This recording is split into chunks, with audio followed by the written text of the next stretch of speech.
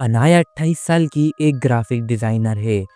शहर के बीचों बीच उसे एक नया फ्लैट मिलता है, बिल्कुल सस्ता और ऊपरी मंजिल पर।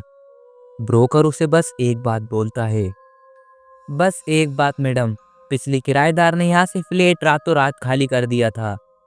अनाया हंसकर बोलती है, कोई बात नहीं, मैं यहाँ अकेले भी रह सकती हूँ। उसी रात तकरीबन 12 बजे लाइट्स बंद हो जाती हैं। लैपटॉप पर काम करते हुए अनाया की नज़र फिर सामने की ओर खिड़की पर जाती है। वो वहाँ अपने जैसी ही एक औरत देखती है।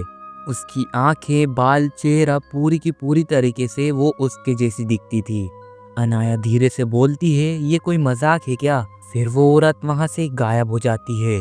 पहली बार अनाया सोचती है कि शायद ये कोई नज़र का धोखा होगा। अगले दिन अनाया खिड़की के पास कैमरा लेकर खड़ी हो जाती है और फोटोज क्लिक करती रहती है, लेकिन फोटो में उसके पीछे कोई खड़ा था। वो धीरे धीरे पीछे मुड़ के देखती है, लेकिन कुछ नहीं था।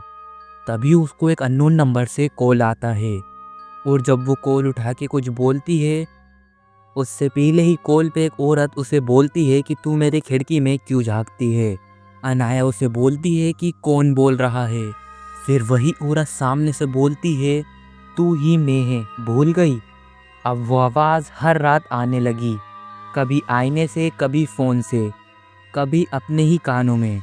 अनाया के चेहरा पीला पड़ गया था, आंखें थकी हुई थी और दिमाग धीरे धीरे फिसल रहा था। वो दीवार पर नोटिस लिखती है, मैं असली हूँ, वो नहीं। अचानक हवा चलती है और खिड़की के ऊपर से पर्दा उठ जाता है और सामने वही परछाई खड़ी थी। परछाई बोलती है, तेरी जिंदगी ही मेरी अधूरी कहानी है। तभी वो परछाई एकदम से पास आ जाती है और अनाया का हाथ पकड़ लेती है। अनाया को उसका हाथ ठंडा और जिंदा एहसास हो रहा था।